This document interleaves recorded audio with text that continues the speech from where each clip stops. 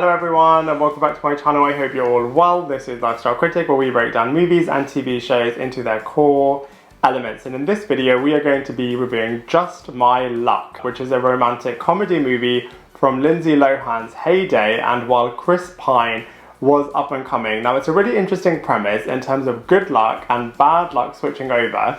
And so from that point of view, it is pretty interesting and pretty enjoyable as well. However, there are just certain things that just would not have played out the way they played out, especially how they built up the characters as well. So the first half of this movie is actually pretty decent, but the second half is just really difficult to kind of get behind, and I'm going to be breaking it all down for you in this movie review.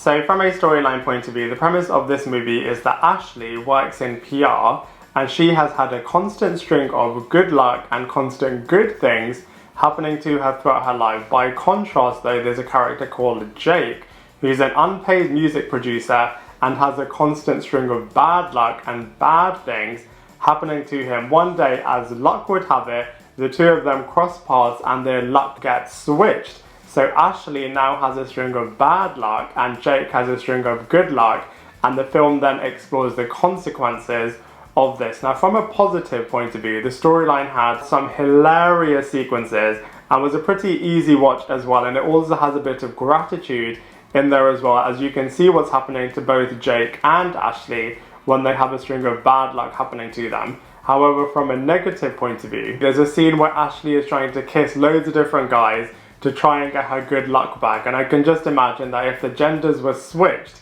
and there was Jake who was kissing loads of girls and random strangers, there would have just been an absolute uproar. And I also think it was just really unrealistic how much Jake was just helping this random stranger Ashley, just always running after her, always just wanting her to be happy, whereas he doesn't even know her. So I just thought that was really unrealistic. And also the Ashley character is a little bit self-obsessed, so the fact that she would just quickly give up her good luck the second after she got it, I just thought that was pretty unrealistic as well. So from a storyline point of view, whilst it is an easy watch and if you don't really take things seriously you can enjoy it, but if you dig a little bit deeper there are actually quite a few holes in the movie's execution overall. So from a casting characters point of view, they have actually got a pretty decent cast in this movie, so let's go through them one by one. So first up we have Lindsay Lohan, who plays the character of Ashley, and she does a really good job in terms of playing this really privileged, lucky, spoilt character that always has a string of good fortune happening to her. She isn't the most likeable of lead characters, but the comedy sequences that the Ashley character has to do, Lindsay Lohan definitely does those sequences really well. Next up we have Chris Pine, who brilliantly brings the Jake character to life. By contrast, you're really rooting for this character. He's definitely the underdog in the movie. He has a string of bad luck and unfortunate things happening to him consistently, and I feel like Chris Pine really stepped up to the plate in terms of doing those particular sequences. Next up we have MyFly, who are playing themselves as a band that are trying to make it in the United States. Next up we have Samaire Armstrong, who plays the Maggie character. She obviously rose to fame playing the Anna Stern character in The OC, and in this film she isn't a main character, but she is trying to have her song be played by the MyFly band. Next up we have Bree, who really should be a lot more famous than she is, as she was a really good actress in this film in terms of playing the Dane character, another friend to the Ashley character, and is definitely her voice of reasoning in this movie. And then finally we have Miss Pyle, who plays the Peggy character, the PR boss in the movie. I do feel like they could have amped up the evil boss aspect to the character in this movie, but you know, that being said, from a cast and characters point of view, they actually do a pretty decent job in Just My Luck.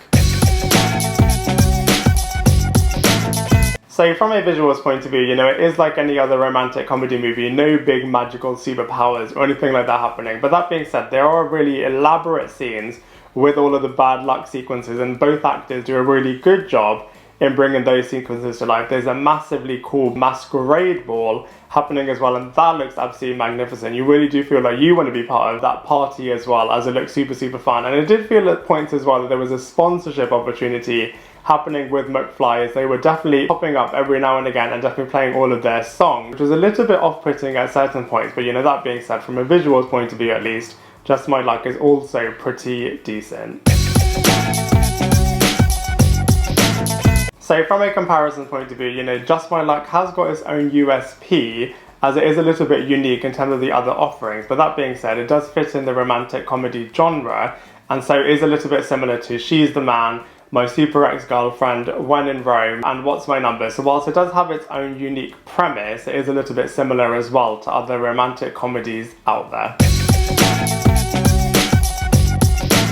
So overall, I would say, you know, Just My Luck is an enjoyable and escapist movie, pretty decently acted, a really unique premise.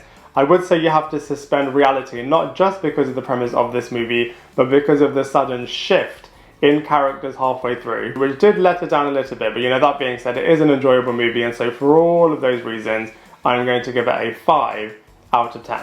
I'd love to hear what you think, so please let me know in the comment section below. Otherwise, I look forward to seeing you in my next video.